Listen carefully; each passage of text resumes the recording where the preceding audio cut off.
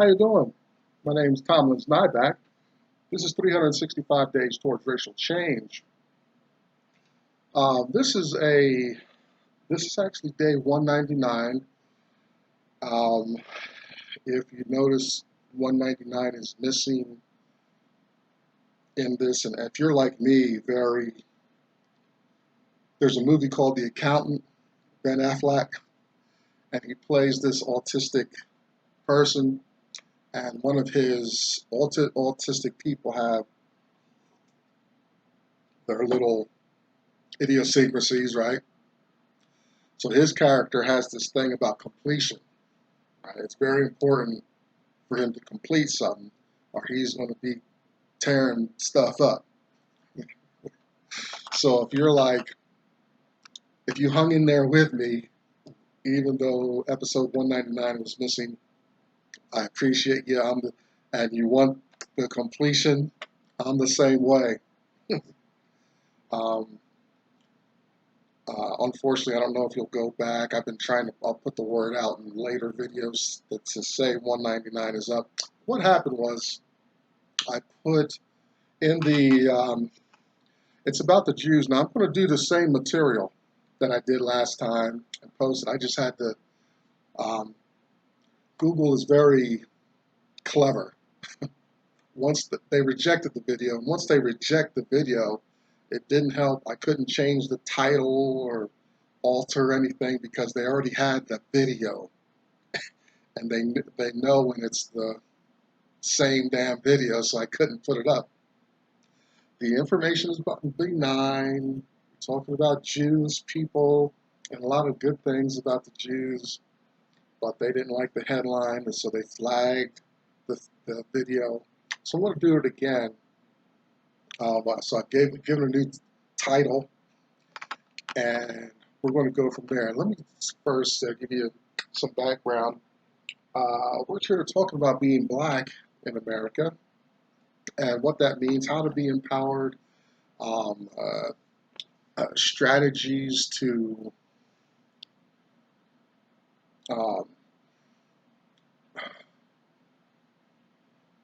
deal with what it means to be black, because black in America comes with some work and some challenges, a whole lot of stuff I wasn't indoctrinated in, wasn't told about, things that my family felt, and we don't articulate, and the black community is so secretive with itself and all this, and it's all tangled up, right? And um, unfortunately, this woman named Shirley, I'll be forever grateful to her, said, check this guy out, this guy named Dr. Claude Anderson. And I said, this guy is talking about my problem here in America. And I've been running with it ever since, right? It's complicated. Simple story. It's all connected to slavery and how America started out and hasn't changed much in its approach on keeping black people locked and frozen into a certain socioeconomic condition in America. Not being non-competitive, ineffective, um, uh, fostering a lot of disunity, injecting a lot of America's dysfunction into the black American community. And it's crippled us. And what's even sadder is there's a lot of elements to where the black community has gone on autopilot with this stuff. So much when I'm doing this project, all I could think about, story I heard, a really common story, and you've probably heard it in a lot of different ways, but the way I heard the story is back, there was a time, they say, South Carolina, you go to a gas station, and they'd have animals in cages, right, mostly bears, and to attract people to their establishments, the gas stations or stores. And these bears just all day walked around in a circle, all day long. And that was their life. And then they found something interesting. When they let the bear out of the cage, guess what the bear did? The bear walked around in a circle. That's all it knew. That's all it knew how to do. You take a bird, wild bird, and not a wild bird, but even a domestic bird, beautiful bird, and lock it alone in a room. Over time, that thing will go batshit crazy and insane. It'll pull its feathers out, you know, mutilate itself. It's a sensory deprivation thing. Lock a man or woman in a dark room, keep them isolated over time. That'll kill a person. It's interesting how the mind works. So slavery over hundreds of years in America, I think there's a degree to which it's had this impact on Black people in general, and the chains were off. But you find, to me, Black people in America, whether we're that portion mixed up in drugs or crime, dysfunction, all the weighty things that land the Black person in the hands of white establishment, white power. We still do that. There's a portion of our psyche and our mind so captive, I think it's passed down from generation to generation, that has kept us um, in trouble for quite some time. So today we're going to talk about Jewish people, talk about them as a model. I'll say good stuff. But before we get to that, I want to introduce where we get a lot of our information. What informs us is from the information from Dr. Claude Anderson, stuff he's researched and been involved with through his career. He's been involved with education, his relationships with presidents and stuff like that. You can trust a lot of what he's saying. A Black History Reader, 101 questions you never thought to ask. Black labor, white wealth, search for power and economic justice, and Dr. Anderson's national plan to empower Black America, Powernomics. You can find Dr. Anderson at powernomics.com, here on YouTube, and he's all over the place behind me. So the hashtag #US2 symbol, you'll find Black women supporting one another, having their community. Check out Black Enough, kind of a Black Facebook experience, BLAGGENUF. If you are an entrepreneur and want more resources, check out a guy named Dr. Boyce Watkins at the Black Business School, theblackbusinessschool.com. There's also a nice gentleman named Tyrell Gregory, he's a self-employed tax guy. He'll get you, give you some information, supports you. I've talked with him on the phone, real good guy.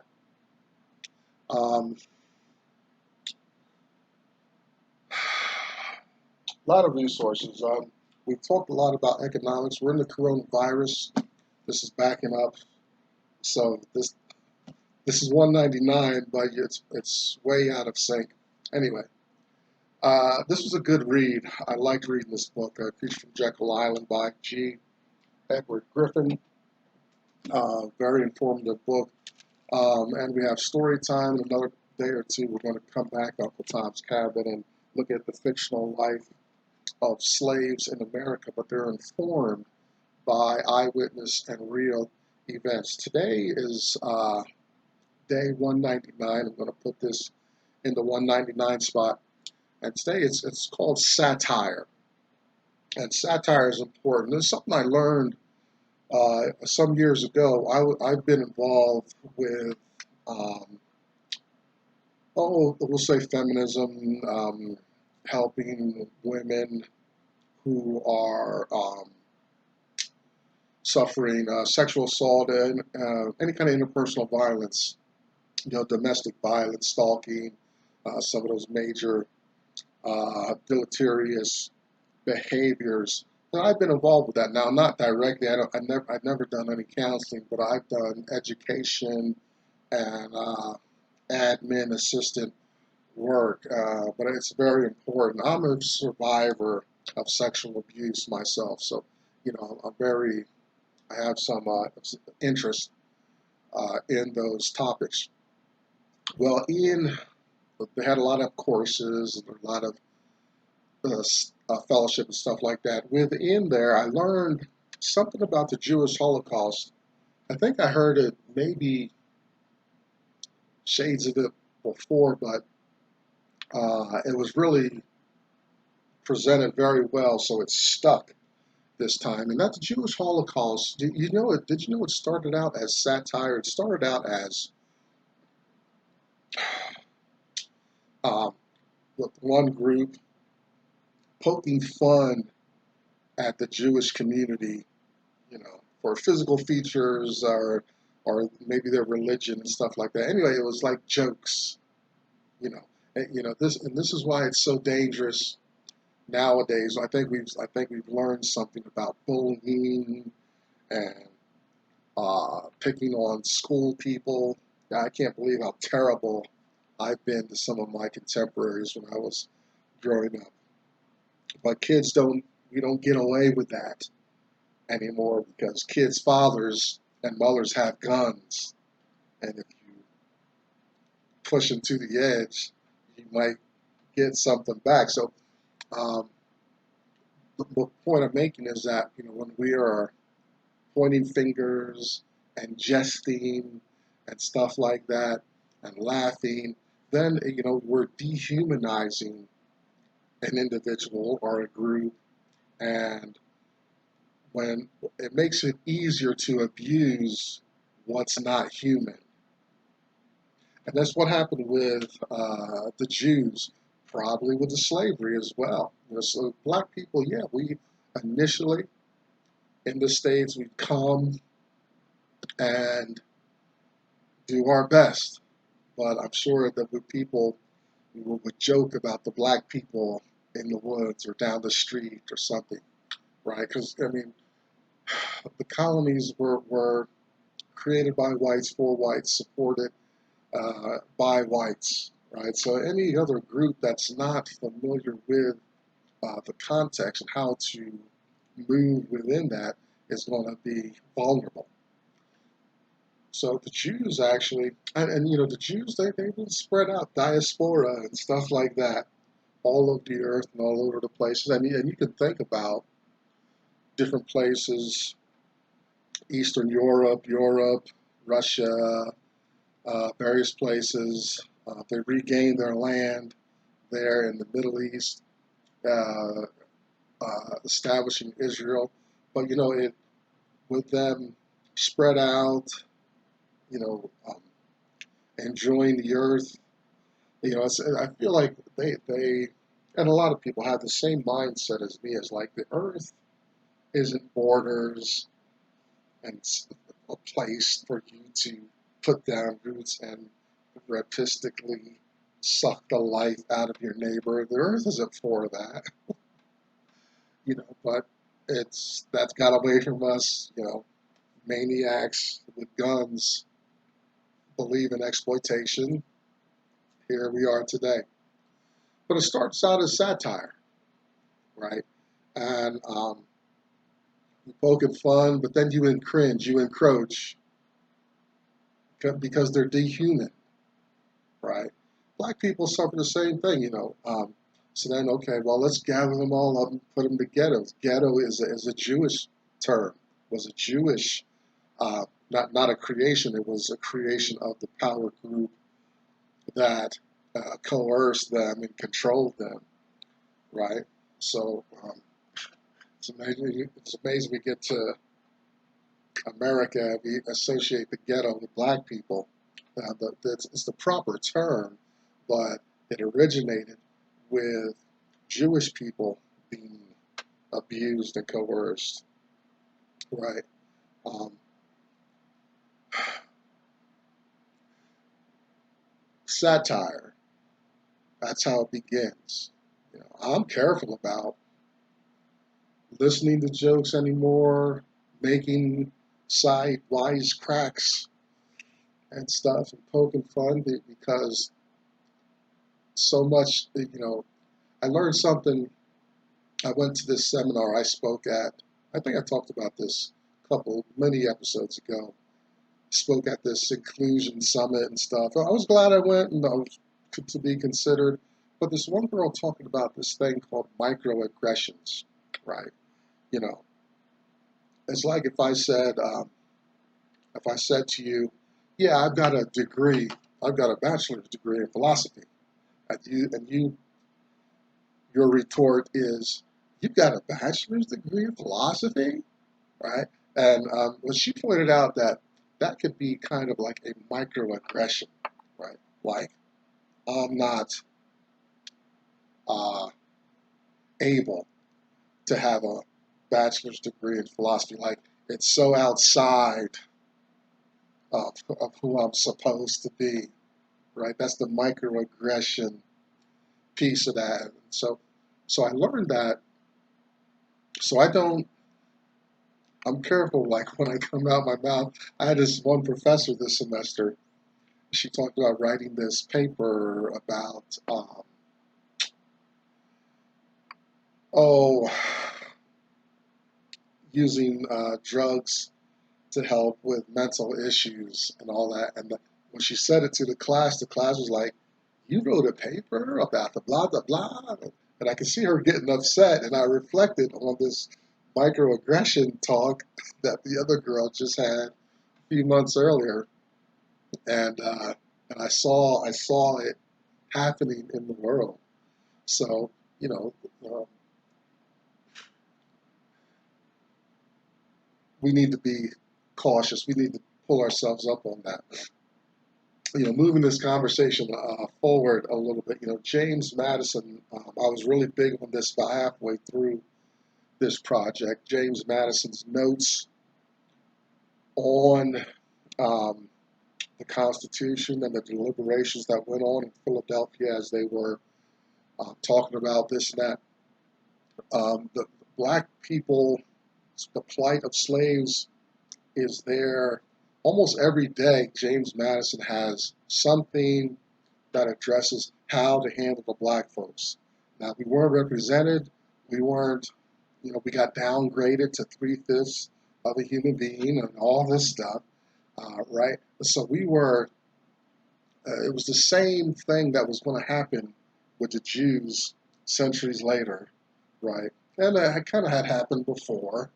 Um, if you look at the Bible, but it's history that the Jews were slaves in Egypt, right? So it always starts out with these subtle micro encroachments, and then before you know it, you got this full blown Holocaust, murderous Holocaust going on, slavery going on, right? So, that's just the point I want you to go away with.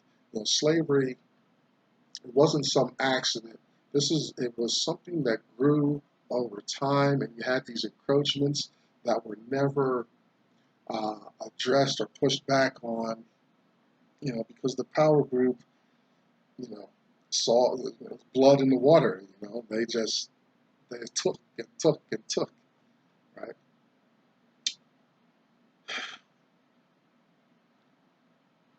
So these notes in the Constitution, James Madison, all this stuff, because the black person was not human. Like they even said we're 3/5 of a human, all right? And there's no representation, there's no pushback. That's never been changed or overturned, mind you. I was just watching a West Wing episode. I like that show. I like the reruns and stuff. Might be cool if it was in black and white. Anyway, uh, they're trying to make some decisions, and you know how still, even in modern times, how black people are appreciated in the decision-making process is an issue. Um, not so today. Like, I know when I go to vote, it's a full vote.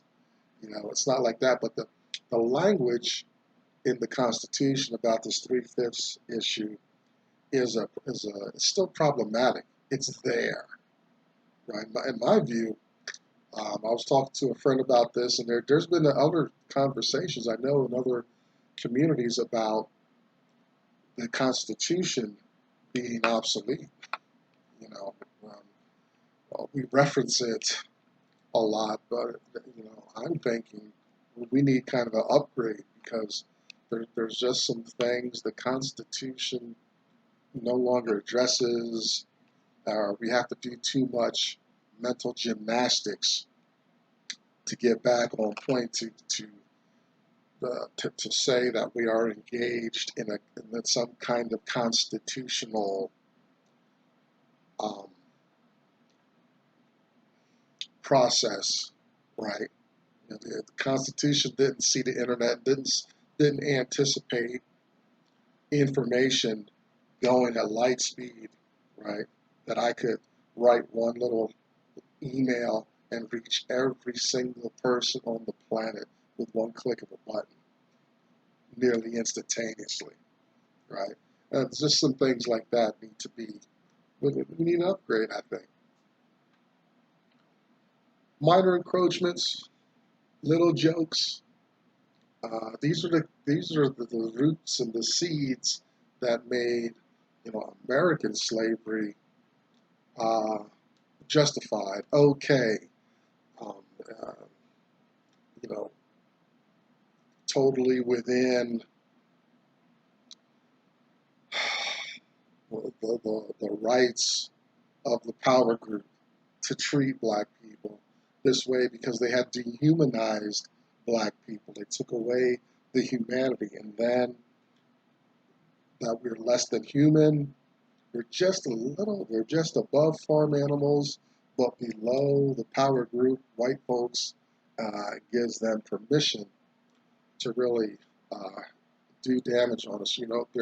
I did some videos a little ways back about medical um, attitude towards um, towards black folks, and there was a doctor.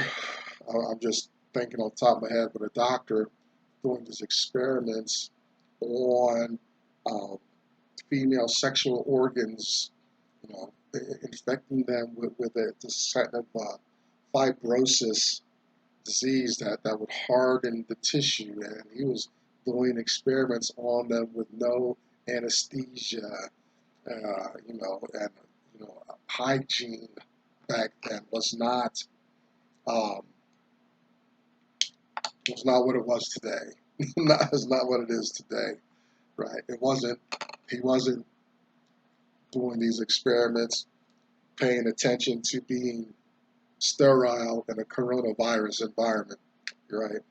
He was using homemade tools on the black women's sexual parts, right, with no anesthesia and stuff. And the guy was very sadistic with that. Well, the part of it was that, reflecting on this dehumanization, is that he believed that the black folks were, kind of an animal, just above the farm animal anyway. And a lot of these scientists that do animal experiments and whatnot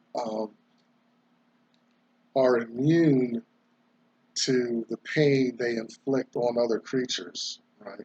Very scary dudes. So some people say, well, animal testing is necessary. Animals have gone through some stuff, and it's not like they put them in a controlled, operative state with anesthesia and stuff. You got people with knives tearing open, animals, and I've got a thing about that because I like animals. I could never do animal testing, or I work in a slaughterhouse or something like that because I just want to hold the little animal. I would starve to death if meat was the only, if I had to go out and kill them. Oh boy, that'd be a hard transition. I appreciate the place of animals and how they suffer and stuff like that. Uh, but you had people, and this doctor especially, who would engage in this behavior on a human being. Right? The black people are not some kind of aberration of human existence. We're not, you know, we didn't step off the evolutionary chain before white folks, right? We didn't step off, like humanity wasn't going along, and suddenly black people shot off this way, and white people kept going on in evolutionary, bliss. No, we're all humans, right? We're all humans. We're all on the same plane. But you really have white people, and then probably today too, who think that the black people we're animals, less human. Do you remember? Any of you watched The Godfather? And the Godfather sitting around with all the New York families at the end because um, he wants to bring his son back, and they've killed some sons and stuff, and some dirt, that they're trying to make peace. But they're in the conversation. They're talking about drugs, bringing drugs into neighborhoods and things like that. And they say, well, the issue with black people comes up, and one of the guys, one of the mafiosos, are like, who cares about the black people? They're animals. And period, they're animals. And that's our designations. To the power group, to other groups, they look at black people animalistic, 3/5 of a human being, right? They can go to the written documents of this nation and see that black people are 3/5 of a human being. They can find proof and evidence of this written into the Constitution, and this their mindset, their belief is supported by a nation that's touts inclusion and things like that. I, you know, I don't know. Like, I'd rather not have it in writing, and then we could talk about its implementing attitudes and behaviors towards black folks. But because it's in writing, supporting various um, ideas and what things like that, then that's a problem, right? It's a problem. It's if the precedent is there, and I think it should be removed. Oh, small beginnings. Jewish Holocaust began as satire, cartoons, poking fun. I'm sure it's the same with the black folks in the colonies. You look at some of the Maryland uh, issues in Maryland that um, that were the beginnings of um, some of the things against black folks. Uh, Even as far back as 1619, they had the Maryland segregation policy. This was the beginning of some of that stuff. It recommended that blacks be socially excluded. Right? This is out of Black Labor, White Wealth. There's back in the index. There's a lot of states, a lot of colonies had these little encroachments on black liberty, and Maryland was actually uh, like a front runner of a lot of this stuff. You might almost say uh, slavery began in Maryland to some degree. So here's a process. Be careful and think about this. First, you need to dehumanize. You dehumanize. One tactic is to use satire, poke fun, make jokes, right? Andrew Dice Clay, if anybody knows that name, he was challenging to the feminist movement because he's making poking fun and making satire of females. Well, when you do that, you dehumanize. Once you dehumanize, then you can go further and abuse and right because they're not human, right? Um, so we gotta think about that today. Hopefully, this video will make it pass muster on Google because I've not said anything bad about anybody.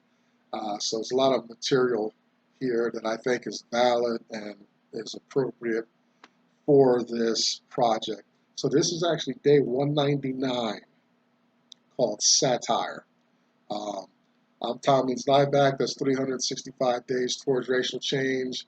I'll see you again sometime. Bye-bye.